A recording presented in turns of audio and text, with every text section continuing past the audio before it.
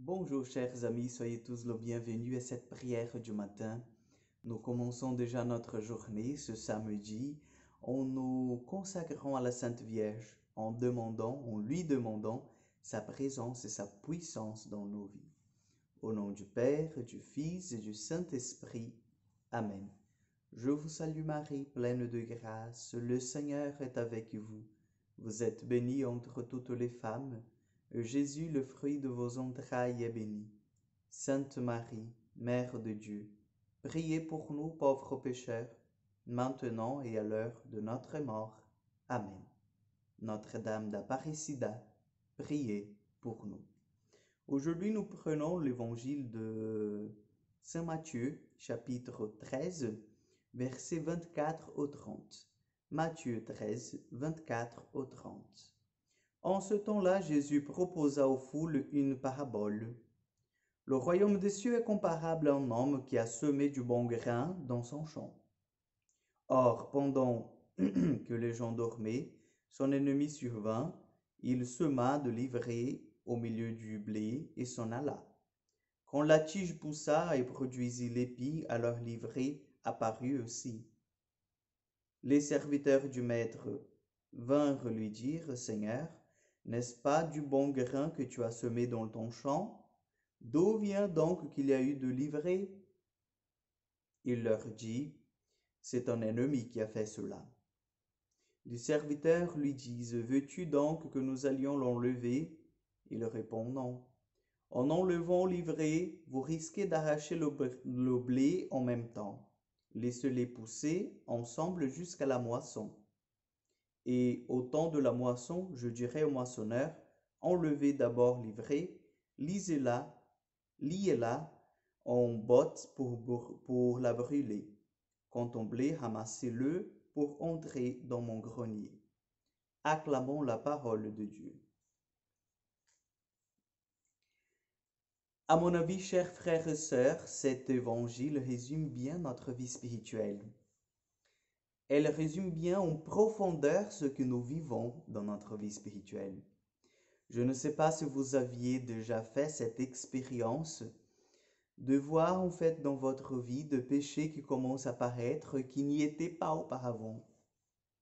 Et peut-être vous vous désespérez en disant, ben, comment ça se fait? J'ai jamais été comme ça. J'ai jamais fait cela. J'ai jamais été incliné à faire cela. Je pouvais même pas concevoir cela. Et je vous dis, chers amis, là c'est l'ivraie qui vient au milieu du blé. Mais dans quel sens, Père César?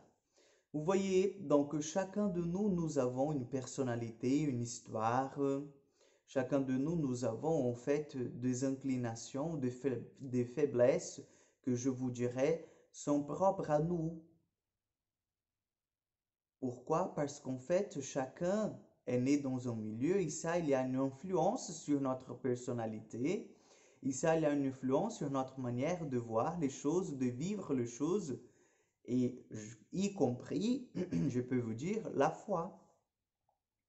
Donc, lorsqu'on voit dans notre vie des choses qui ne vont pas et qu'avant il n'y était pas, je vous dis qu'elles étaient en germe. Elles étaient en germe, mais elles grandissaient avec l'oubli. C'est-à-dire, ces choses-là, le Seigneur les voyait déjà, vous voyez, mais elles grandissaient avec l'oubli, la vertu et ces inclinations-là. Et le moment où elles apparaissent, chers amis, le moment où elles se font voir, c'est le moment où le Seigneur vient pour les arracher de notre vie, pour les arracher de notre vie spirituelle. Donc, lorsque vous voyez en fait dans votre vie un péché qui apparaît, c'est en même temps au moment de se mettre dans la présence de Dieu et de dire, Seigneur, viens arracher cela. C'est le moment de se préparer pour le combat et ne pas laisser en fait que ce péché prenne la place dans votre vie, dans votre existence. Pourquoi? Parce que c'est la grâce de Dieu qui a besoin de prendre la place dans votre vie. Donc, nous voyons souvent ça dans notre vie spirituelle. Lorsque les choses, les inclinations mauvaises apparaissent, nous ne devons pas nous désespérer. C'est le Seigneur en même temps que nous les montre. Il nous dit, je travaille sur ça. Ne t'inquiète pas. Je te demande juste de lutter avec moi. Ne t'inquiète pas. Je travaille sur ça.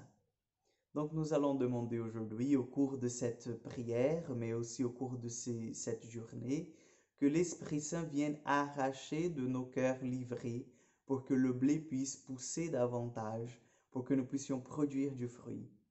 Et n'oubliez jamais, chers amis, le Seigneur est à l'œuvre en nous. Le Seigneur soit avec vous. Que Dieu Tout-Puissant vous bénisse et vous garde, le Père, le Fils et le Saint-Esprit. Amen. Je vous souhaite une excellente journée, un excellent week-end et à mardi pour encore une prière du matin.